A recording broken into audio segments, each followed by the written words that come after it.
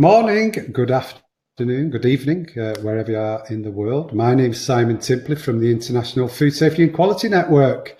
Welcome to edition 74 of the Food Safety Fridays webinar programme. It's fantastic to be back after a couple of weeks away. We're raring to go. Today's subject is conducting internal audits with Alma Sue Hajduk from AIB International. Obviously, internal audits is a vital ingredient of any food safety quality management system, and they are extremely important for identifying non-conformances and opportunities for improvement before maybe a customer, external, third-party audit finds them. So it's really important to have a good, effective internal audit system. So whether you're managing an internal audit program or you're a member of a team, welcome today. Today's webinar and the Food Safety Fridays webinar program is sponsored by Mettler Toledo, Safe Food 360, Trace Analytics, and AIB International this year. And Alma Sue Hajduk is from AIB International, our kind sponsor. So I'd like to introduce you at this point to Alma Sue. If you can turn your webcam on. Hello, Alma Sue. Nice to have you with us. Hello, Simon. It's nice to be with you as well. Thank you. Okay, and can you tell the ladies and gents where you're dialing in from today? Yes, I'm actually dialing in from my residence, which is in Texas. So I'm currently in the panhandle of Texas. We often refer to it as the top of Texas. Top of Texas, right? And what's the actual place within Texas then? Just for information. So if we want to relate it to a city, it would be Amarillo. Amarillo. Is this the way to Amarillo? Yes, it's the closest city to me. I won't sing. Right, and I'm from Manchester, everybody, as you may know, Manchester in the UK. Okay, Alma, so if you want to put your slides up, I'm just going to talk about next week's webinar. Okay, great. Right, ladies and gents, in the sidebar, I've loaded Amanda, How to Avoid Stupid Audit Non-Conformances. That's going to be a great webinar. Amanda's very practical and quite amusing, actually, so she'll have some great ideas. So register there. Remember, today's webinar is being recorded. We send the slides and the recording afterwards. I'll be with you for the Q&A afterwards, and also we'll be having some polls, so I will be joining in with those. But for now, over to Alma Sue. So for me, it's good morning, but I realize good afternoon, good evening as well. As Simon said, I'm Alma Sue Hajduk, and prior to joining AIB, I worked in the industry for 15 years, where I actually participated in internal auditing programs, both at the site level as well as at the corporate level, as either a participant or the coordinator of the audit team. So I'm hoping that through that experience, I'm able to share with you a little bit of what I found to be important to the internal auditing process. And the nice thing today, I actually get to work with AIB's food safety professionals to help them build their skill sets related to auditing. Many of the principles that we'll share today is what we focus on within AIB. As we get started, I know that many of you have seen a lot of these issues in the news. We have peanut butter that came up in the news several years ago, which attributed to salmonella poisoning that resulted in 714 illnesses and 9 deaths. We had cantaloupe that was being produced on a farm that had listeria contamination, and it resulted in 147 illnesses and 33 deaths. There was also a worldwide contamination of melamine found in pet food, which resulted in the largest pet food recall worldwide, and caused death due to kidney failure in these animals that ate that pet food. Another recall that took place was with apple juice, where there was traces of arsenic found in that juice. And as many of us know, apple juice is consumed by children. We also have many retailers that have actually stopped selling Sprouts because Sprouts have had several recalls related to various micro contamination. And then the last item that I have on the screen is a picture of raw cookie dough, which was linked to pathogen E. coli and resulted in 77 reported illnesses. The company who actually produces this particular cookie dough has started using heat treated flour to help mitigate the risk associated with that particular pathogen. So as we begin to really look at risk mitigation and work through reducing risk within our organizations, we really want to stop and ask, what type of food are we producing?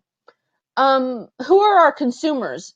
You know, is it the immunocompromised, the young, the old, or is it your average individual?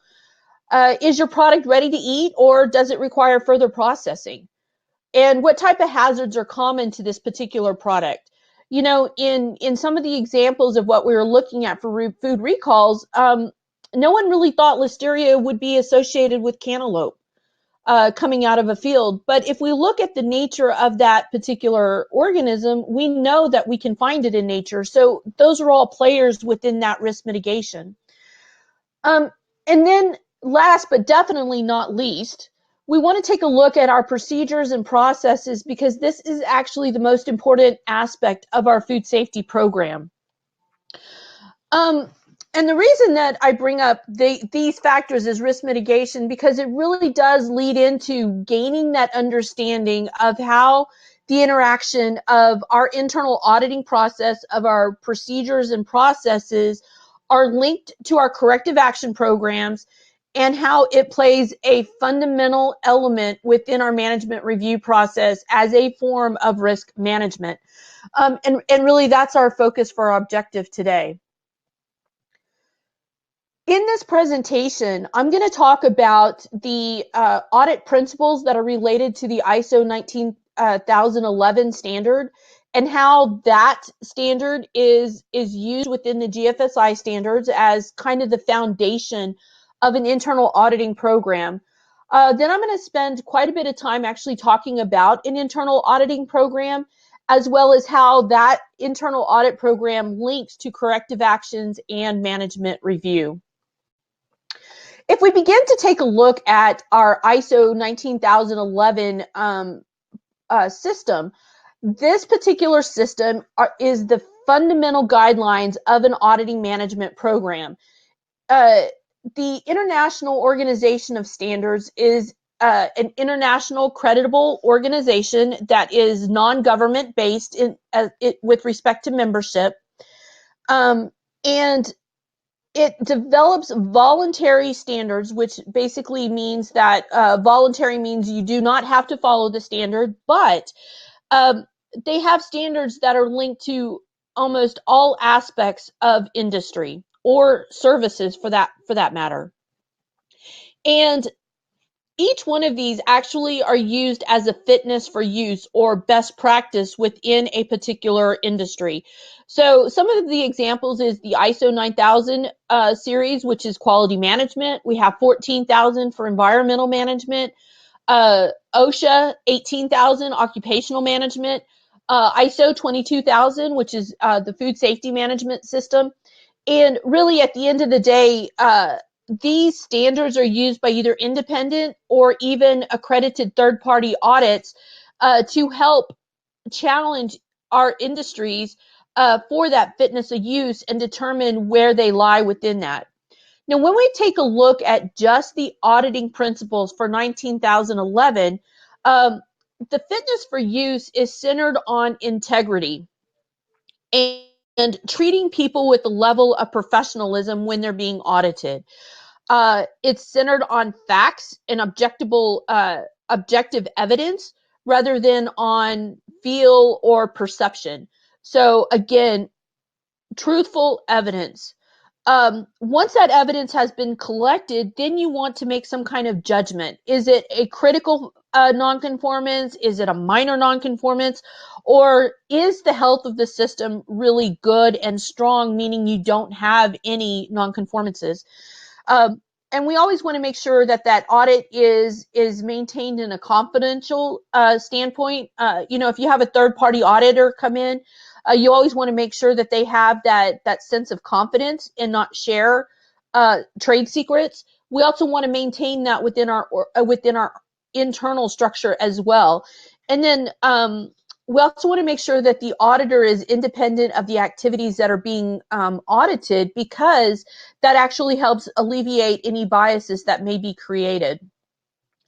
The ISO 19011 audit principles are also found in the underlying standards within the Global Food Safety Initiative.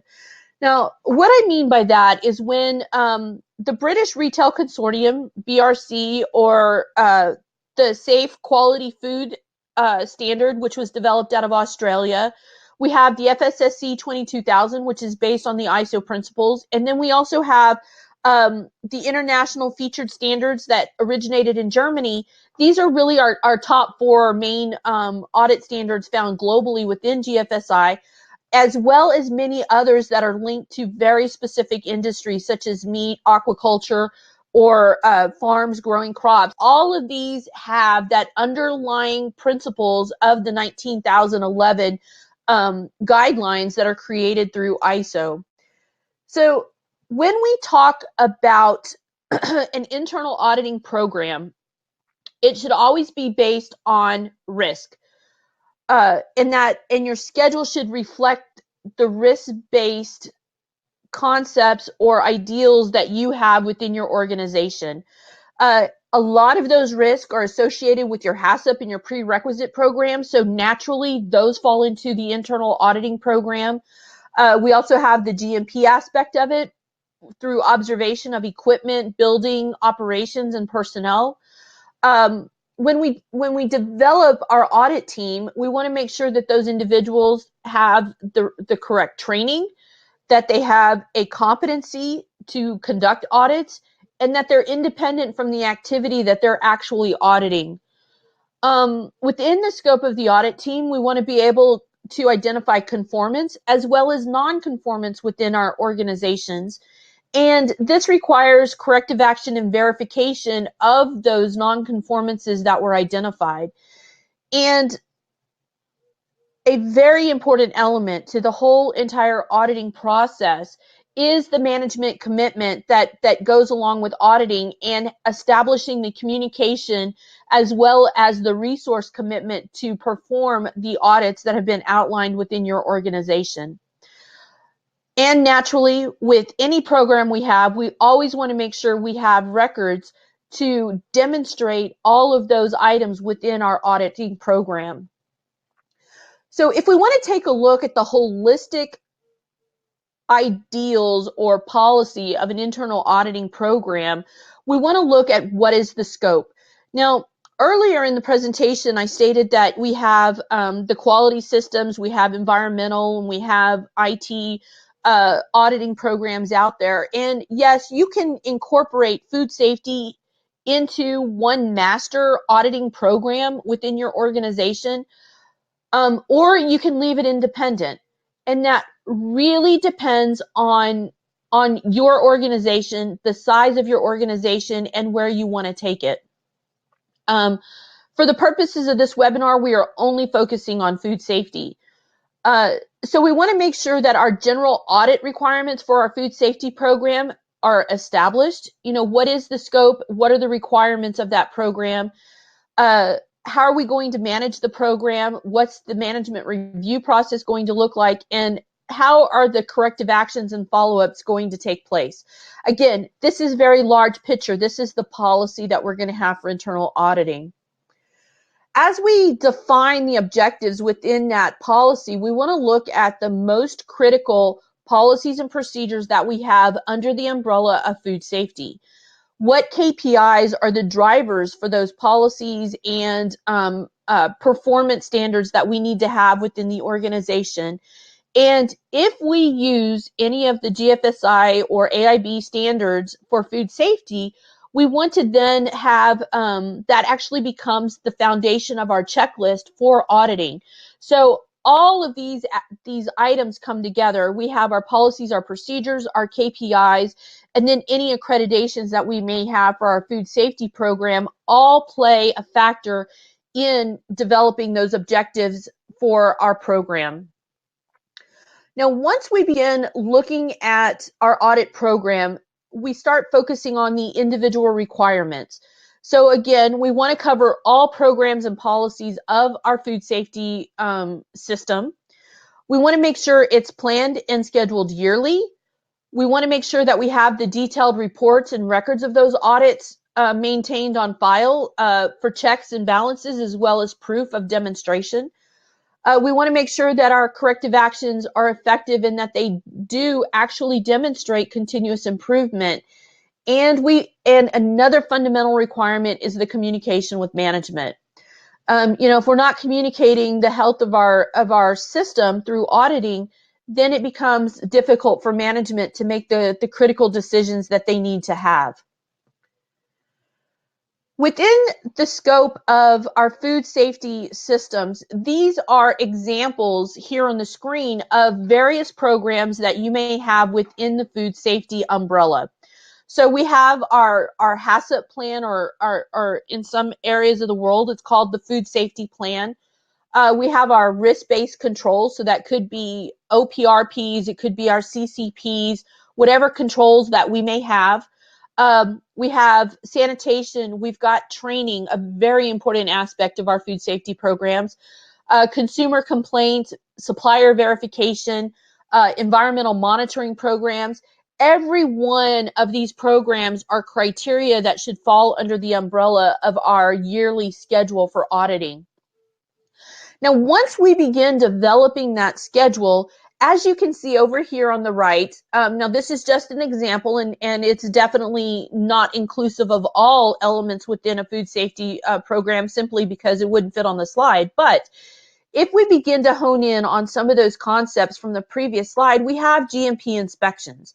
And as you can see, GMP inspections should probably be audited on a monthly event, because these are the actual practices that are taking place on the floor. It's our operational techniques, it's our environmental monitoring programs, it's our personnel, it's our maintenance programs. Then we can move into our important function, our HACCP plan, our food safety plan. And here we're saying that, for this particular organization, we're looking at maybe a quarterly audit. Maybe in the month of March, we're going to look at the raw materials that are outlined for risk in our HACCP plan. In June, we might be looking at the flow chart and identifying the hazards in each of those areas, whether it's micro, physical, or chemical hazards. Then we can move on into September, and maybe we're looking at our CCPs. And then in December, an example would be wrapping it all up and saying, what, do we have a good food safety plan built into our HACCP structure? And do we need to make any modifications based on our audit? And what does that look like? Then we have management review.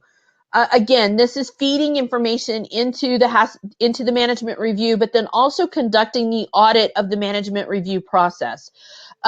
Is management review following up on the items that they have deemed as being important to food safety? Are we looking at food safety related complaints and auditing that system? So again, this is the example of an auditing schedule for each of these programs to ensure that our policies and procedures are delivering what we desire within the organization. When it comes time to actually performing an audit, I like to look at this slide as being the procedure within the program. So what is our focus on documentation versus the physical aspects of our facility or our sanitation conditions? Like I said before, we want to audit not only our documents, our records, but we also want to observe those GMP principles that are out in the production environment. Both scenarios, documentation as well as GMPs, require corrective actions. we need to identify who's responsible for those corrective actions. Is there planned completion? What's the verification? Has that verification been described as being effective? And then, of course, our documentation should align with our overall facility. So, for example, if we have a third-party audit come in and they have multiple nonconformances identified, are we identifying those same nonconformances in our internal programs? I always determine the health of our organization by having more findings in our internal program than any third-party auditor could have when they come into our facility. Because if I knew about it before they did, then I knew that I was fixing it and I knew that our facility was running in a healthy environment. We also need to take a look at leadership involvement. Do we have the support of our supervisors in our upper management? Once we identify the procedure, then we can really start looking at the aspects of the individual audit that's going to take place on a specific day in time. What is the objective and the scope of that one individual audit? What is the plan for that audit? What's our sampling going to look like? How many records are we going to look at? What are the procedures we're going to look at? That becomes our sampling. We always want to make sure we have a good opening and closing meeting. In some environments, it may be a formal meeting. In other environments, it may be more of a casual setting.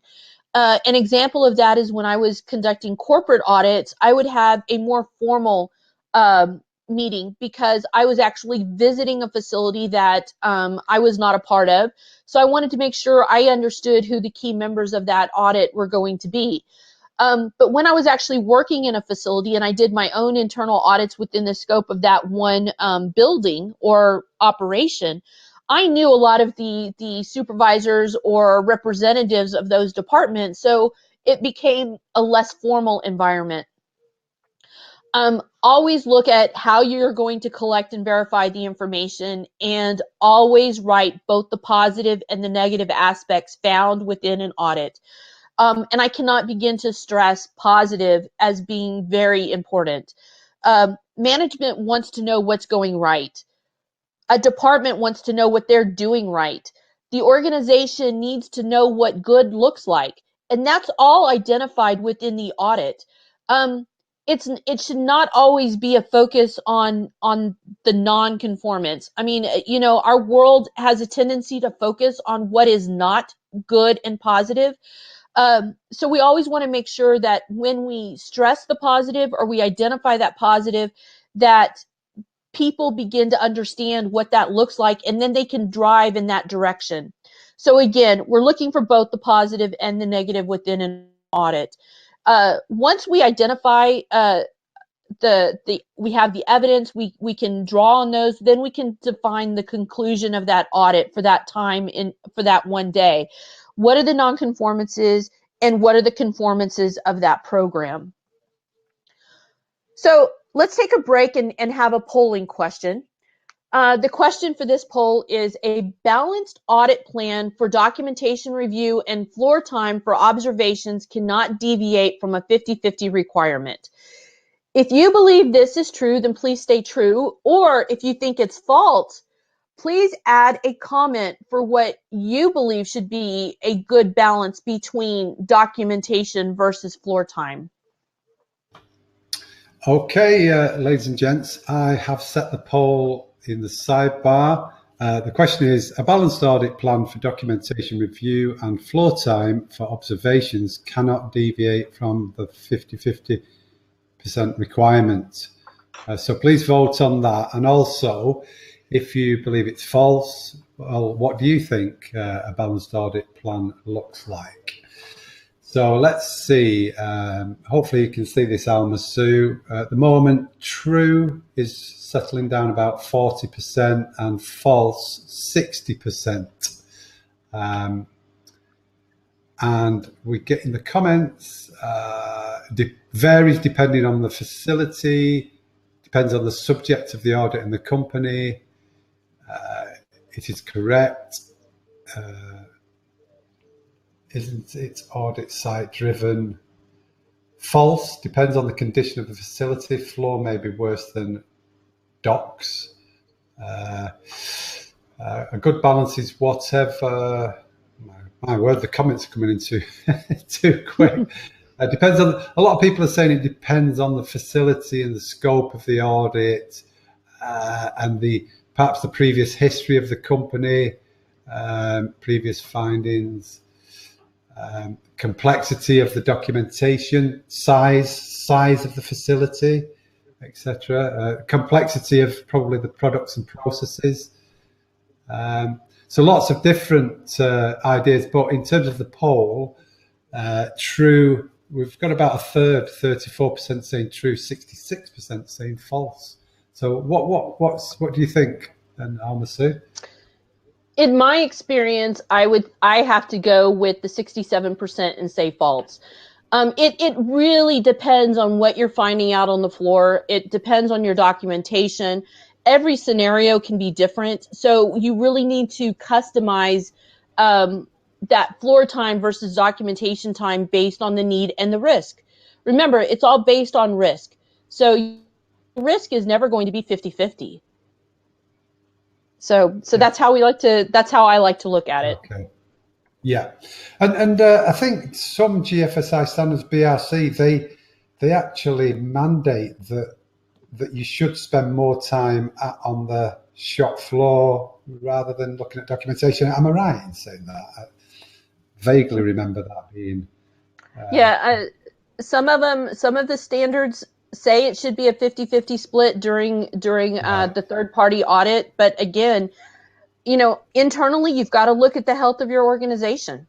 Yeah. And what is that risk? Because at the end of the day, auditing is about risk mitigation. So, I've seen some where procedures are an absolute mess. So we spend a lot of time really working through that.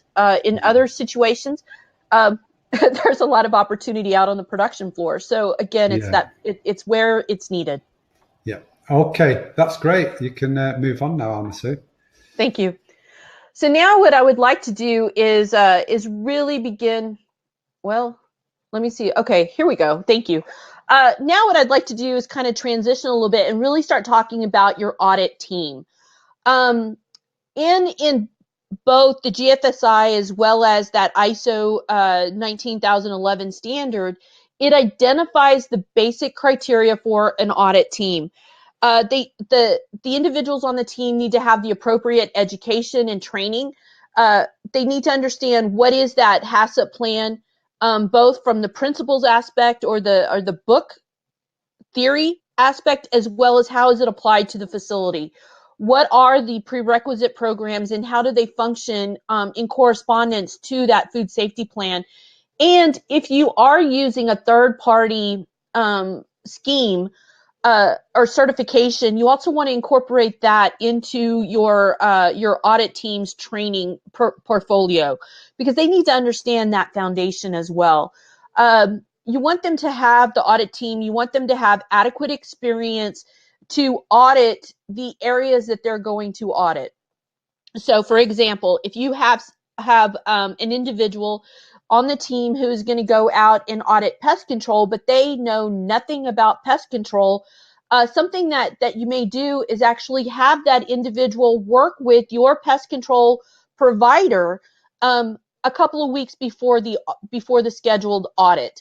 That allows them to gain an understanding of what that provider does, what their function is, the importance behind it, and then it allows that individual to go back and really think about what they just learned and how what they learned by following the provider, that pest control provider, and how it relates to the overall program. So that's one example of gaining that experience. Excellent organizational skills. This could be from the team, but the manager or the organizer of the audit program really needs to be organized, because they need to be able to stay on top of the scheduling.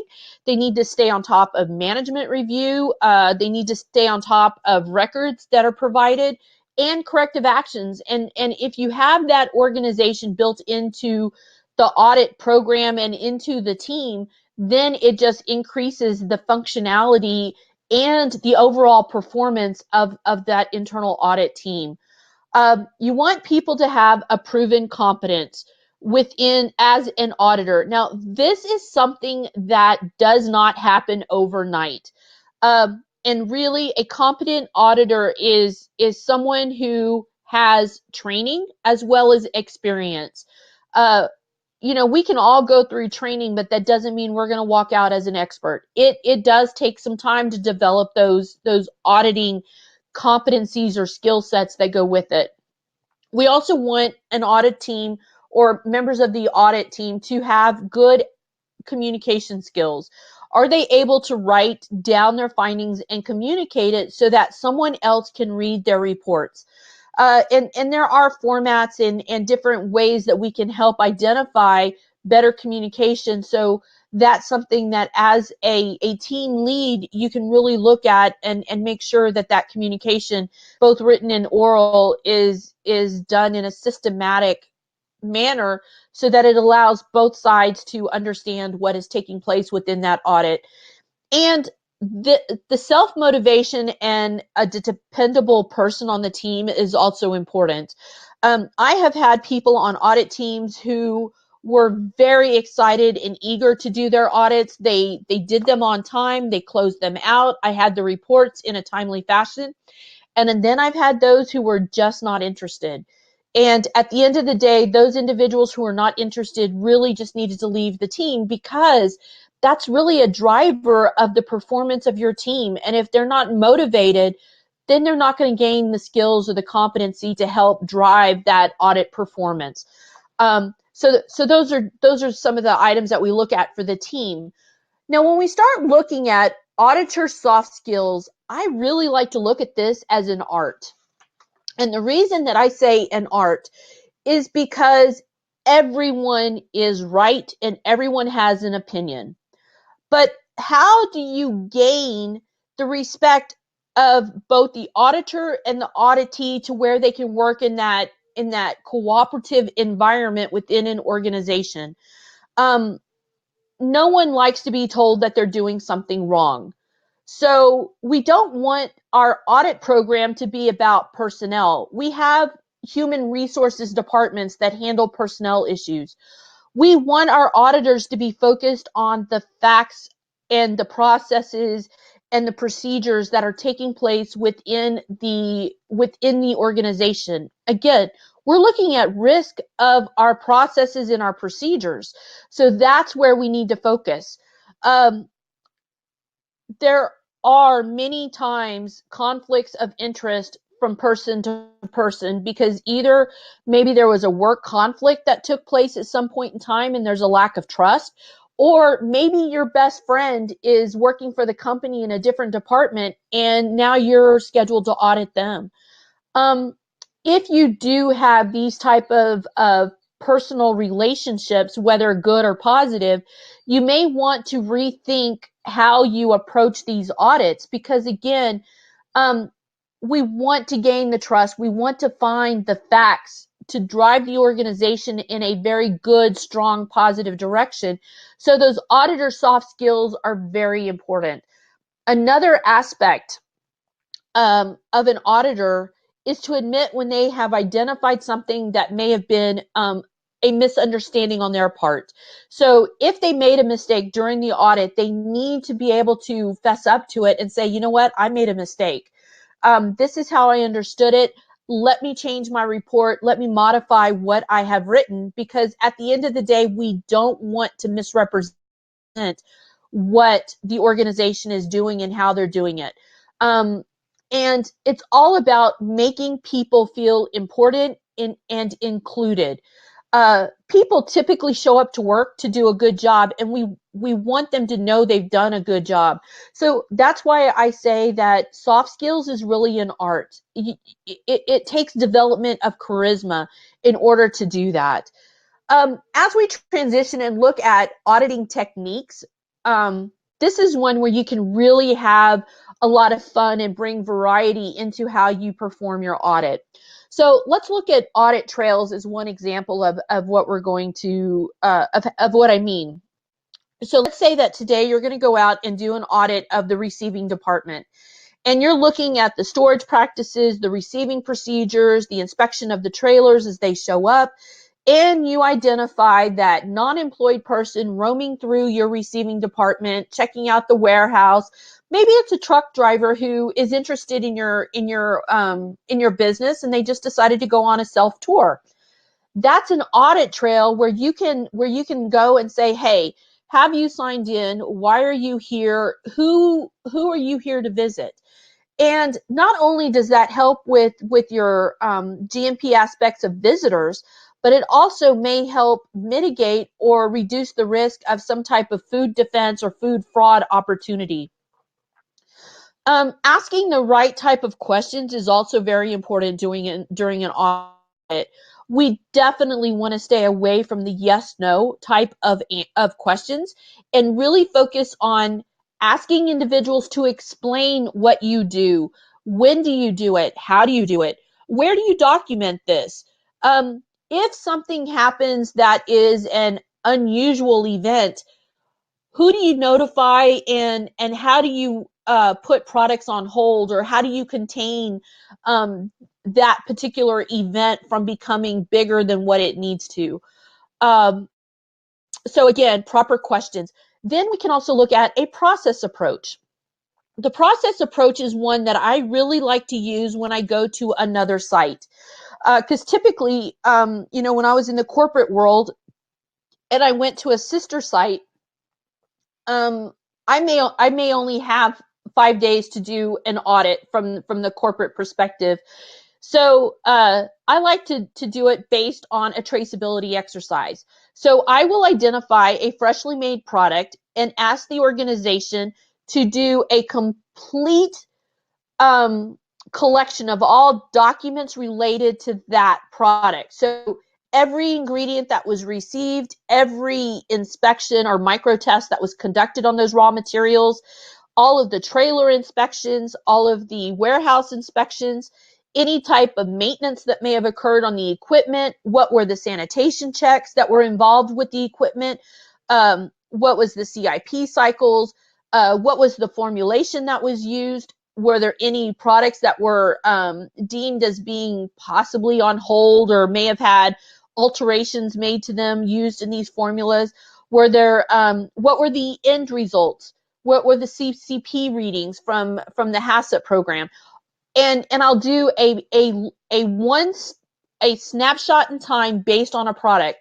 Now, the reason I say a new product is because I want to make sure it has not left our building in our control, because you never know what you may find, and it may result in a root cause investigation if something funny was identified in the records. So you want to make sure you can still contain that product and you have it. So that's what I call that process approach.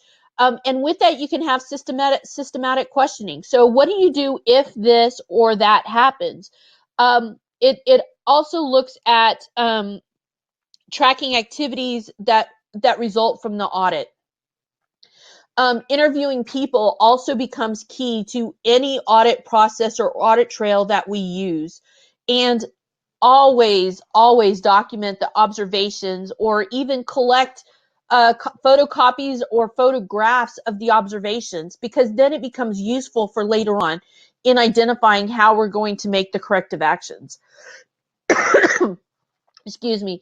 It also gives, if you take photos of the good things, it also gives the organization an opportunity to identify what has really been good within the organization. As we move to the thought process behind developing the scope of an audit, we want to look at what are we going to observe. Again, this is that individual audit. So what is your individual audit checklist? What are those individual procedures? And what are the work practices that you want to identify? Once you identify that checklist, procedure, work practices, then you can begin to develop what kind of questions you want to ask. What is the plan of approach for this particular audit? Are you going to do an audit trail, or are you going to do a systematic audit? And then always focus on what is important to the organization. Maybe you're doing maybe you have a focus because you've had a customer complaint, or maybe there's been significant downtime on a piece of equipment. So now that's important to the operation, and you want to make sure that you focus on what's important and not the stuff that just gets you bogged down in the weeds. We're always going to have the important versus the not so important.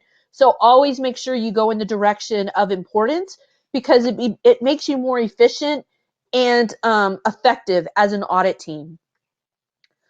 Roles and responsibilities during an audit are also very important. You always want to make sure that everyone understands what the objective is for that day's audit. Uh, who are the people that need to be audited?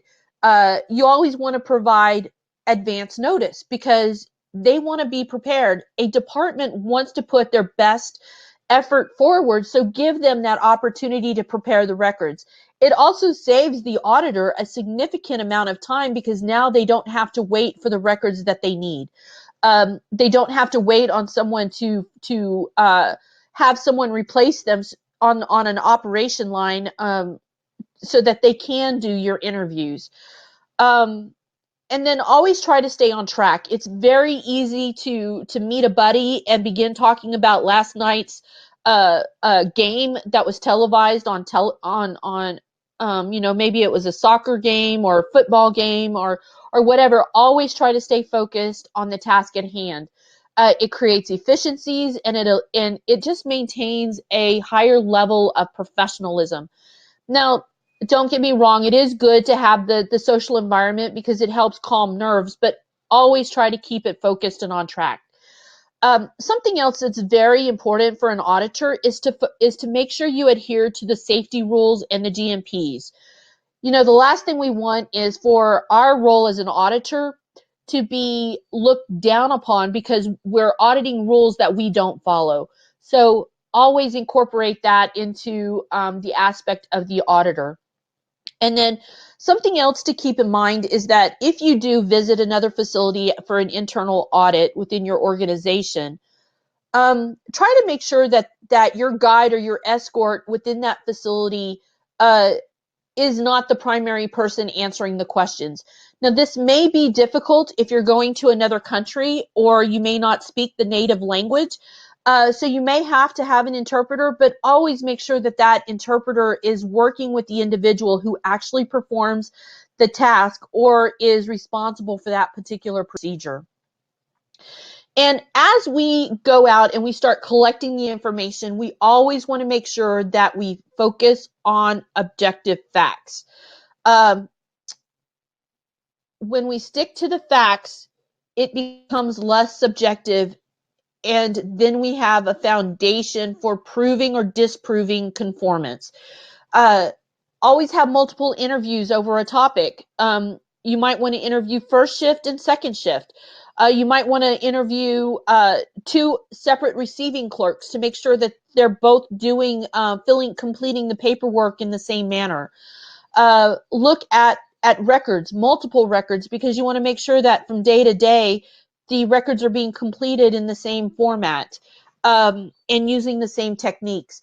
And after you collect all this information, you want to make sure you have a combination of policy and procedure, work practices, as well as those interviews confirming what you have identified within the concept of fact finding. Now, once we conclude the individual audit for that day, we want to take the observations, whether it's methods, records, interviews, observations from the production floor, and combine that with our facts. Our facts become our evidence, and evidence can be collected in the form of photocopies of records. It could be photographs that were taken on the production floor. It could be a photograph of a record. And we want to use that as our verifiable information to confirm the outcome of that audit for that day. We also want to take those facts and that evidence and compare it to the KPIs. Are we performing within the scope of our desired management's goals and requirements for our organization? And then what is the outcome of the conformance and the non-conformance? Do we have critical findings or minor findings? Do we have no findings, which means that we're definitely conforming? So we look at the observations, the collection of facts, we analyze it, and then we come up with our finding. And that is the completed cycle for that 1 day's opportunity in the audit dynamics. So now we have another polling question. So true or false? Interviewing multiple individuals during an audit is an excellent way to see if they understand their activity. So again, just like the last time, if you say true or false, please provide a comment to help support your opinion of true or false. Okay, yes, I've set the poll live in the sidebar. The question, interviewing multiple individuals during an audit is an excellent way to see if they understand their activity. And as Masu requested, if you could just comment either way, whether you voted true or false, just put something in to back up your answer. And I can say 99% are saying true and 1% false. And in the comments, I don't know who said false, so it's impossible to say. The more people you interview, you can gauge whether training has been understood and effective, helps you verify training is working, identifies training needs. There's a lot to do with training. More interview, more evidence, also indicator of training effectiveness.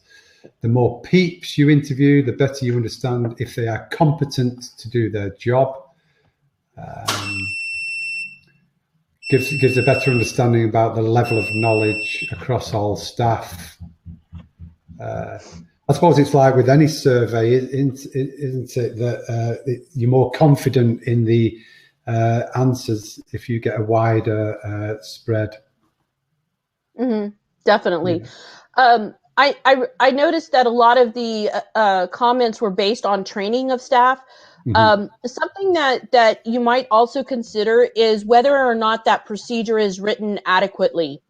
Because we always want to go back to training. Training seems to be the end all be all to our staff, but sometimes the operation, sometimes it could be the material, sometimes it could be the procedure, the method. These are also things to take a look at when you're interviewing the staff. It's not always about the training. Sometimes there's other opportunities to look outside of just training. So somebody's also commented, I think it's Tammy, so sometimes people have come up with a best practice that's different than what is written.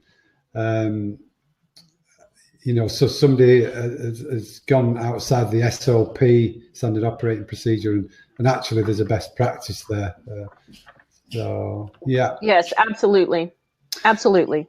Okay, you're free to move on, Masu. All right, thank you. So now that we have concluded our one day audit, or our plan for our little experience out on the floor, now we're going to take a look at the corrective actions. And there's really four elements within a corrective action. There's the immediate action. If you've identified a CCP that went wrong out on the floor, you want to make sure you have the correction, which is you put product on hold. Because you don't want it to go anywhere. As you know, a CCP, that is your critical control point. You've got to stop it because we're saying that there is an opportunity. Our risk is high. Then we want to begin to really correct the problem and determine what the root cause is. Once we are able to determine that root cause, we can fix it. Now we can go back and we can say, okay, let's reanalyze, let's retest that product that failed that CCP to determine, is it really a product failure or was it a system failure? So again, that is part of that holistic corrective action. There's the immediate action, and then there is the permanent fix to what went wrong. In the auditing environment, we have the auditing corrective actions. So these are the nonconformances. It could also be customer complaints that were identified. We want to go and collect and identify what the root cause, the action plan, and the closure to that plan was. So again, this is part of that audit process. Did we close out those corrective actions?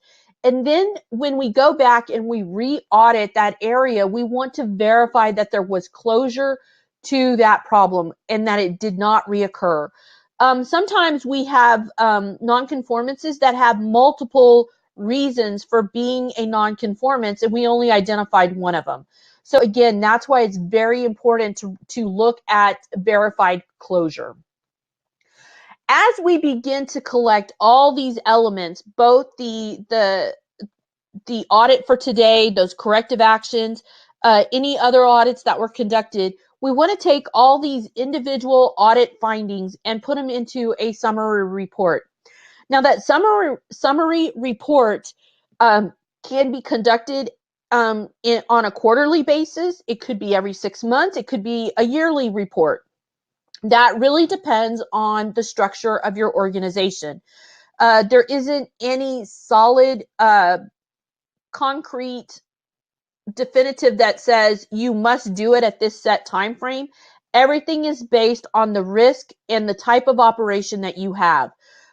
Once you have that summary report, then that is your opportunity to provide it as an input to the management review process. So the management review process is really there to help you understand. It helps management understand what their overall performance and trends are of the food safety program.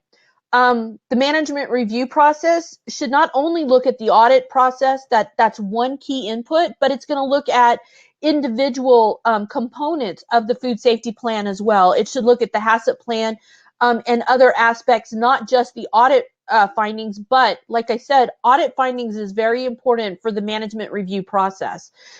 It allows for opportunities of continual improvement. It's monitoring our objectives for our food safety program, and all of our results for any of our regularly reported management review meetings should always be documented, because at the end, it really does hone in on risk mitigation. And our management team is the source that can provide you with the resources that are needed to alleviate any of those risks that we have. And that's where the audit summary report becomes a critical aspect to that management review process. So if we look at the management review cycle, we also have auditing of the management review to ensure that they have closure to their findings. So let's say that we're going to audit the management review process, and it's scheduled once every 3 to 4 months, whatever we see as being the risk. We want to then look at, did they evaluate the report summary that went into the management review committee? What were the discussion or the action points based on that summary report? Was it provided to the audit team, and did the audit team then close out their activities? And this one's a little bit tricky because we also have to have independence. So we have to have an auditor who's independent from the management review cycle. So sometimes this could be a collector, a couple of auditors taking a look at it from different perspectives. Or you may borrow someone from another audit team to say, hey, can you review our management review process to see if it is working and it is functioning in the way it should. But again, management review has two key components within the auditing cycle. One is taking actions from the audit and doing something with it. The second element is auditing the management review process to ensure that the management review process is operating to help with the overall audit process. So this leads us to our final polling question. Management review is a risk mitigation process that only focuses on industry trends. Again, true, false. So provide your comment. for this particular question or statement? Yeah. The final poll is live in the sidebar. Management review is a risk mitigation process that only focuses on industry trends, true or false.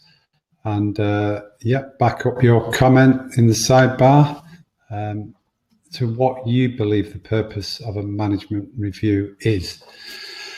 And so far, it's highly in favour of false, and 96% are disagreeing that management review is only focuses on industry trends. And in the sidebar, should take into account anything pertinent, focused on your organisation, to verify your entire food safety quality system, should incorporate company-specific issues, look at both inside and outside for risks and opportunities, focus on changes that will affect your business and prepare for the future, includes regulatory and continual improvement, focus on the quality system and the processes in place, measures of KPIs, trends, implementation of the food safety system. So obviously a lot more on the agenda of those management reviews than Okay. Yeah, absolutely. Industry trends should definitely be included in the management review, because that's where you look at the risk of your product. Was there a recall from another organization with a similar product that you make? Are there new sciences out there to help you understand how you can control risk within your organization? So it's important, but it's not the only item that you discuss in a management review process. Okay, on that, you can continue, Sue.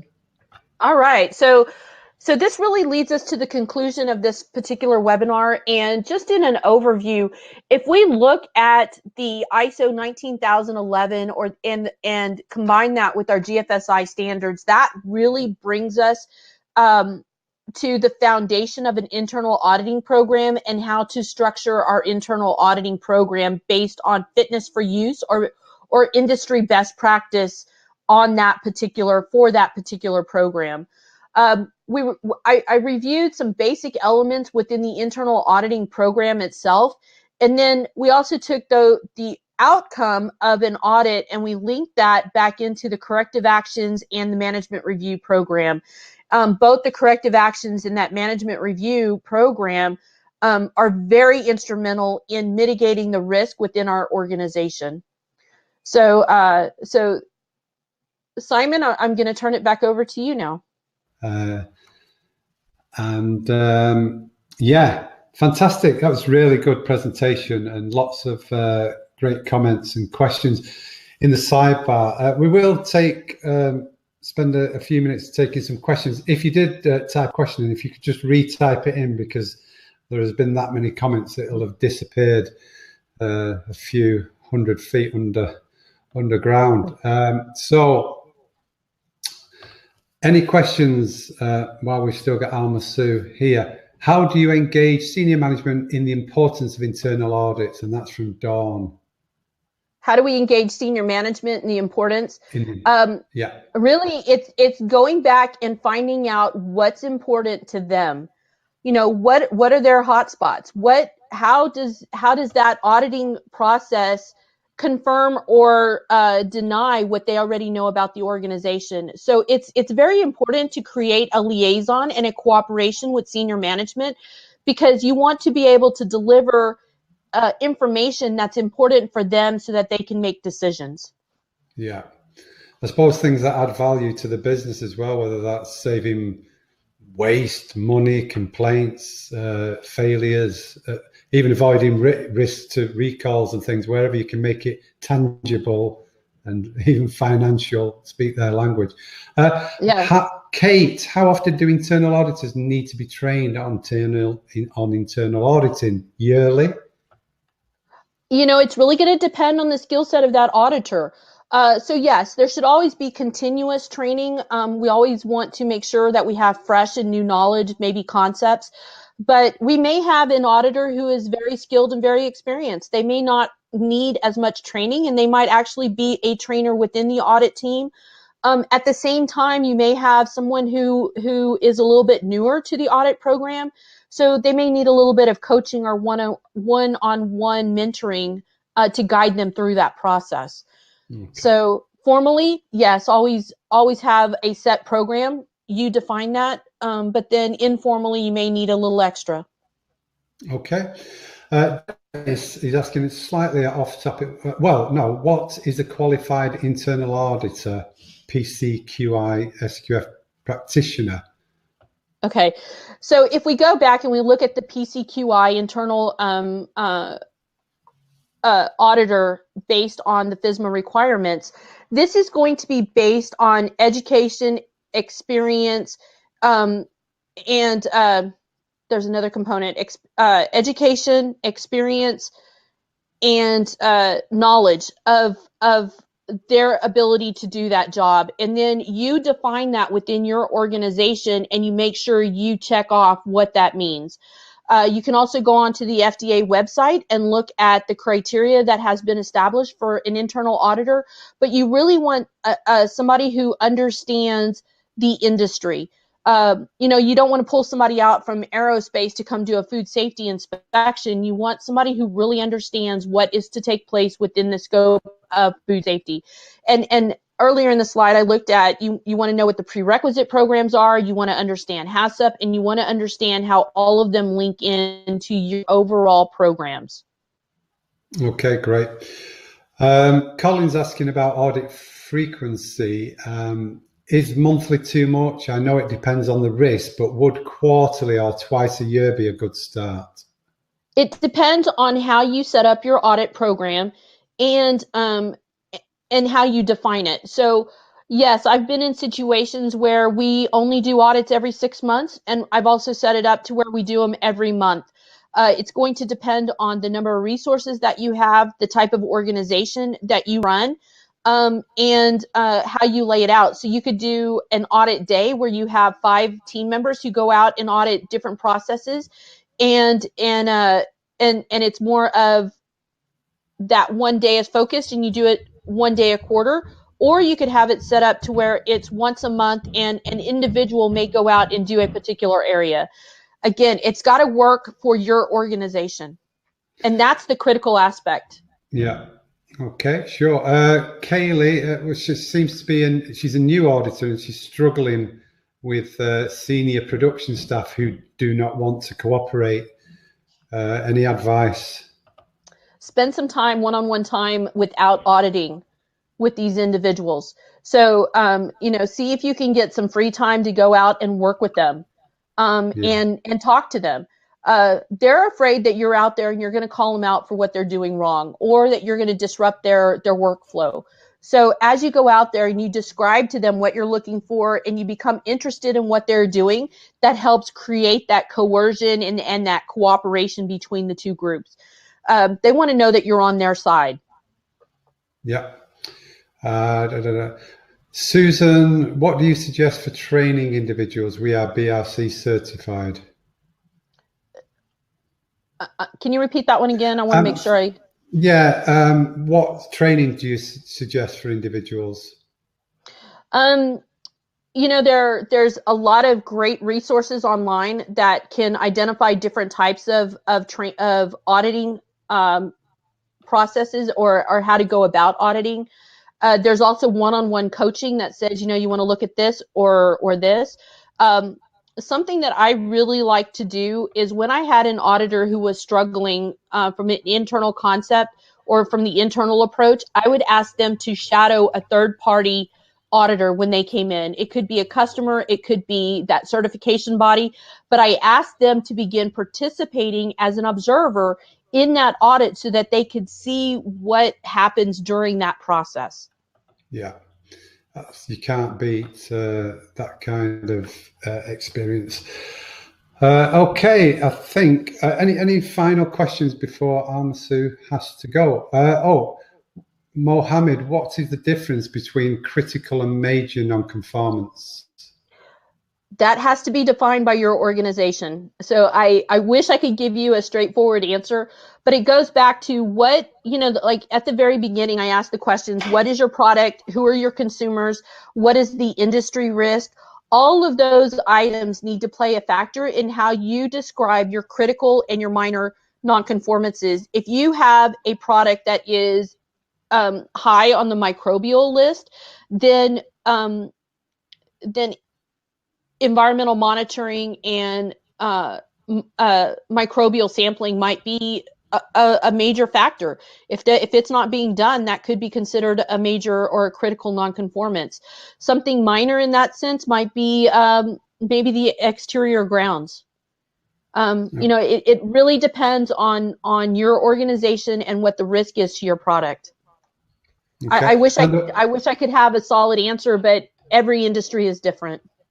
Yeah, and someone's asking specifically about AIB. It's okay. Yeah. Where can we get certification or training from AIB? You can go to aibonline.org, and that website can point you in the direction. We have a couple of different standards that we use. So we have a distribution center standard. We've got a food safety prerequisite standard. We have a beverage standard, for example. So all of these standards are available to you online through a PDF, and we also have phone numbers or email addresses where you can reach out to our staff and they can help assist you in that area.